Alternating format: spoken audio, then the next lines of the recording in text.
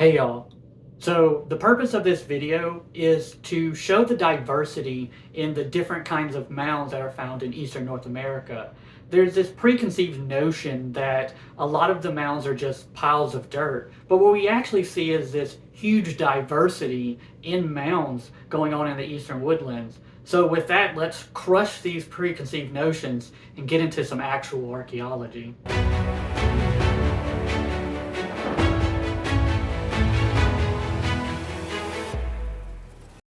There's many different types of mounds, and I'll be giving just a few. There's probably some that I'm missing, but I'll be also giving examples of each types of mounds as I go through, and a little bit of history about those particular mounds. In the future, I'll be doing more in-depth deep dives of these mound groups, and that way we can see just how complex a lot of these mound structures are. But with that, let's get into the first, and that's conical mounds.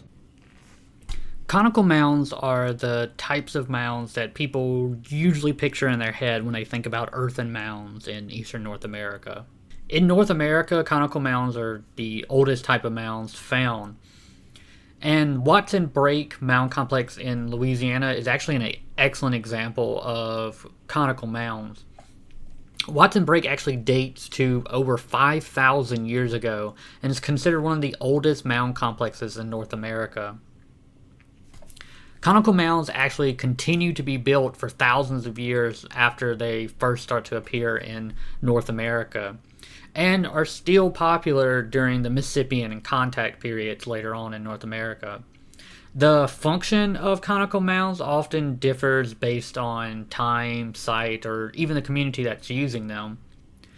And some of those purposes include burials to mark sacred locations, or even the building of the mound to, foster a sense of community. So next is platform mounds. Platform mounds are earthworks that were constructed to either support a structure or activity upon. In Eastern North America, there are a few examples prior to the woodland period, but platform mounds really become prominent during the woodland period, and that is usually between 3,200 to 1,000 years before present.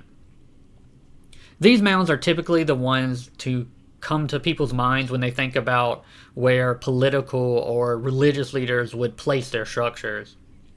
Mound 28 at Pinson Mounds in Tennessee is actually an excellent example of a platform mound.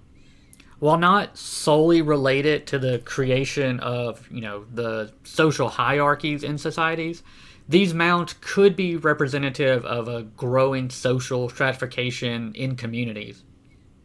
Monk's Mound at Cahokia, the largest mound in North America, is a platform mound. The highest platform on the mound actually probably housed a political or religious elite, while the lower platform of the mound was likely a place for special events or rituals or other communal activities, possibly only for select individuals.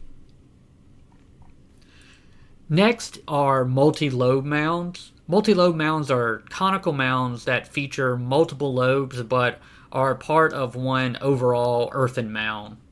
Craig Mound at Spiro Mounds in Oklahoma is an example of a multi-lobe mound. I have a video that goes into more detail about Craig Mound and Spiro Mounds altogether, and you can find a link in the comments, but I can still say a little bit about Craig Mound in this video. Craig Mound has 4 conical lobes on it, and inside the largest lobe there was actually a hollow chamber. Due to the nature of the chamber being sealed, it actually kept objects inside preserved. This included a lot of organic material, which isn't typically found in other sites in Eastern North America. There's also a number of sacred significant objects and figurines that were found inside this hollow chamber. So it's a really fascinating type of mound structure. And if you want to learn more about it, like I said, follow the link in the comments below. So shell mounds, like the name suggests, are made from shell instead of dirt. Sometimes these are also referred to as shell middens or rings. Shell mounds were constructed by piling shells, typically either oyster, clam, or snail shells, into these massive piles. It was originally thought that they were just, refuse piles, but more recent archaeological research indicates that these shell mounds served a more complex purpose. And this is one of the reasons that indigenous perspectives are so important to understanding these mound complexes. There's numerous shell mounds found in modern-day Georgia and Florida. The Penland site in Florida is an example of a shell mound. Many of these shell mounds were destroyed, with the shell being used for various infrastructure projects, sadly. At the Silver Glen site, we actually see that different types of pottery are found in different locations within the shell mound, with the northern part of the shell mound actually having highly decorated pottery, while the southern part of the shell mound has less decorated pottery in it. This could suggest that there was some type of spatial social hierarchy that was going on while people were using this site. Ridgetop mounds have an extended triangular shape. While there's arguments for these appearing in a few places throughout eastern North America, one being in Mississippi and possibly another being in Georgia, ridgetop mounds are associated primarily with Cahokia in Illinois. There are currently 6 recorded ridgetop mounds at the Cahokia site. The most well-known ridgetop mound would be Mound 72 at Cahokia. The location where Mound 72 was built was originally the location of a wood hinge with about 48 wooden posts in a circle. The mound then served as a burial location for a number of indigenous ancestors. One includes an ancestor buried on top of shell disc beads in the shape of a bird, where you have these light-colored, white-colored shell beads in the shape of a bird surrounded by darker or black shell around that to give this silhouette of a bird. It's thought that this bird was likely to represent a falcon. This has been interpreted to be a representation of the hero figure Birdman. The ridgetop mound also held several other ancestors as well. The mound also included exotic items such as mica, wooden maces that were covered in copper, chunky stones, which are these stones that were used as part of the chunky game. I actually have a video about this later. It's a really cool part of indigenous history in North America. Projectile points from places all over like modern-day Oklahoma, Tennessee, and Wisconsin. So we see that these ridgetop mounds are these focal points for a lot of exotic materials that are coming into Cahokia. Effigy mounds are earthen monuments that are found across eastern North America. These are characterized by an animal-like shape, typically in the form of a bird, bears, deer, bison, turtles, or snakes. In some cases, these are easily recognizable. In other cases, these may be mounds that have different interpretations, or some may argue are not effigy mounds at all.